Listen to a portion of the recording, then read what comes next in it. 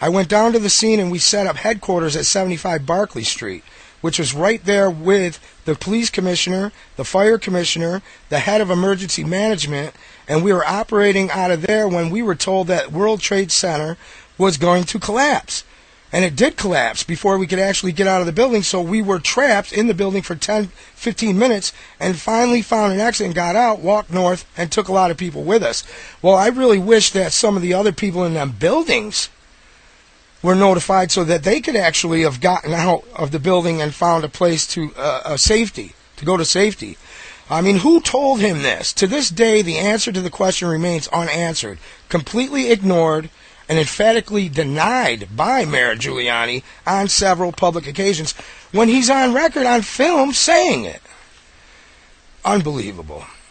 Number 4, in April of 2004, the USA Today reported, in the 2 years before the September 11th attacks, the North American Aerospace Defense Command conducted exercises simulating what the White House says was unimaginable at the time: hijacked airliners used as weapons to crash into targets and cause mass casualties.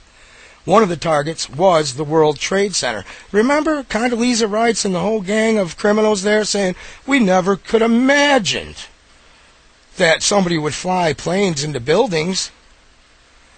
Complete, utter lies and nonsense. Point number 5. On September 12, 2007, CNN's Anderson Cooper 360 reported that the mysterious white plane spotted and videotaped by multiple media outlets flying in restricted airspace over the White House shortly before 10 a.m. in the morning of 9/11 was in fact the Air Force's E-4B, a specifically modified Boeing 747 with a communications pod behind the cockpit, otherwise known as the Doomsday Plane. Though fully aware of this event, the 9/11 Commission did not deem the appearance of the military plane to be of any interest and did not include it in the final 9/11 Commission report. Now remember, most of these commissioners on this panel of this 9/11 Commission says that there was a complete cover-up. They weren't allowed to really delve into a real investigation. They were being blocked by the administration. Now, point number 6, 3 F-16s assigned to Andrews Air Force Base, 10 miles from Washington, D.C., were conducting training exercises in North Carolina. 207 miles as the first plane crashes into the skies over Washington. 207 miles as the first plane crashes into the World Trade Center. Even at significantly less than the top speed of 1,500 miles per hour, they could have still defended the skies over Washington well before 9 a.m., more than 37 minutes before Flight 77 crashes into the Pentagon. However, they did not return until after 9:55 a.m. Andrews Air Force Base had no armed fighters on alert and was ready to take off on the morning of 9/11. The reason why Andrews Air Force Base had no armed fighters on alert was because they were participating in war games that were going on the same morning. And then war games were actually depicting events that were very, very similar to what was happening. And that caused confusion on the part of many workers that day at the command center. Point number 7, the World Trade Center Building 7. Watch the video of the collapse. This is a building a lot of people didn't know about. It wasn't hit by a plane or anything, but at somewhere around 5 o'clock in the afternoon or so, it came down in a complete free fall pancake, totally looked like a controlled demolition. Even Dan Rather, watching it live at the time, said it looks like one of the buildings that been deliberately demolished with explosives. Number 8, Flight 93, the fourth plane to crash on 9/11 at 10:03 a.m. Vice President Cheney only gives shoot-down order at 10:10 to 10:20 a.m., and this is not communicated to NORAD until 28 minutes after Flight 93 had crashed. Fueling further suspicion on this front is the fact that 3 months before the attacks of 9/11, Dick Cheney usurped control of NORAD, and therefore he and no one else on planet Earth had the power to call for military sorties on the hijacked airliner on 9/11.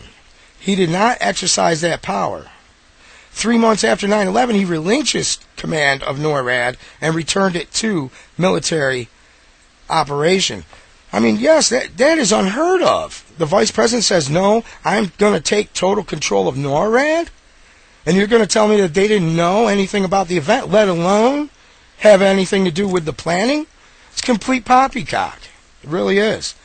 Now, point number 9 is scores of mainstream news outlets reported that the FBI conducted an investigation of at least 5 of the 9/11 hijackers being trained at U.S. military flight schools. Those investigations are now sealed and need to be declassified.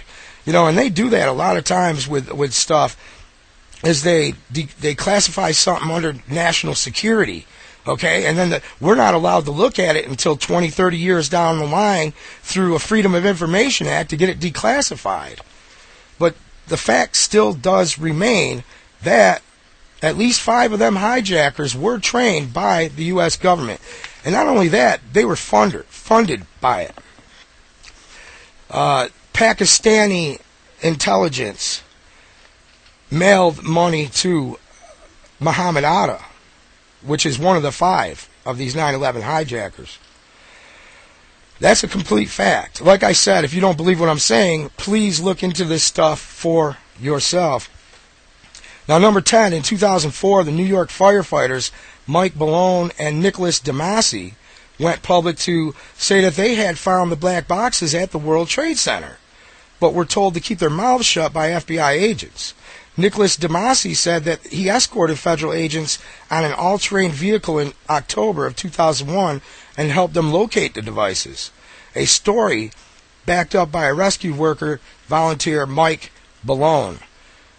At the Philadelphia Daily News reported at the time, the story raises the question of whether there was some type of cover-up at Ground Zero.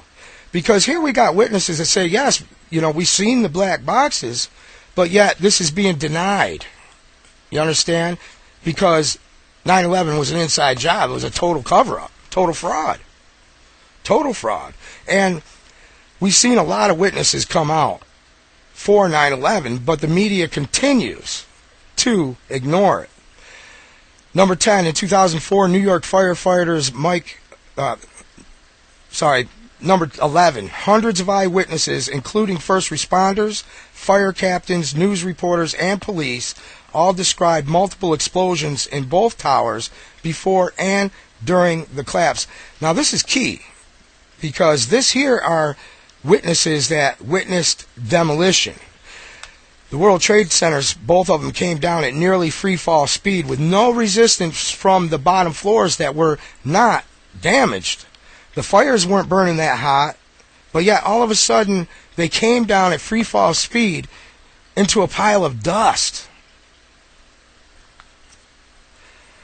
According number 12, an astounding video uncovered from the archive shows BBC News correspondent Jane Stanley reporting on the collapse of World Trade Center Building 7 over 20 minutes before it fell at 5:20 p.m. on the afternoon of 9/11. Tapes from earlier BBC broadcast news anchors discussing the collapse of World Trade Center a full 26 minutes in advance. The BBC at first claimed that their tapes from 9/11 had been lost before admitting that they made the error of reporting the collapse of World Trade Center before it happened without adequately explaining how they could have obtained advanced knowledge of the event. In addition, over an hour before collapse of World Trade 7, at 4:10 p.m., CNN's Aaron Brown reported that the building has either collapsed or is collapsing. That's because somebody screwed up. They knew they were bringing that building down. Giuliani knew it. They all knew it because that was Giuliani's bunker. And he didn't decide to take refuge there. They knew that building was coming down. And that building housed CIA, FBI, all kinds of spook organizations There was all kinds of records that were destroyed from Enron investigations and all other kinds of corporate fraud that was being investigated. All gone. All disappeared. Point number 13, Solicitor General Ted Olson's claim that his wife Barbara Olson called him twice from Flight 77, describing hijackers with box cutters, was a central plank in the official 9/11 story. However, the credibility of the story was completely undermined when Olson kept changing his story about whether his wife used her cell phone or the airplane phone. The technology to enable cell phone calls from high-altitude airline flights was not created until 2004. American Airlines confirmed that Flight 77 was a Boeing 757 and that the plane did not have airplane phones on board. According to the FBI, Barbara Olson attempted to call her husband only once and the call failed to connect. Therefore, Olson must have been lying when he claimed that he had spoken to his wife from Flight 77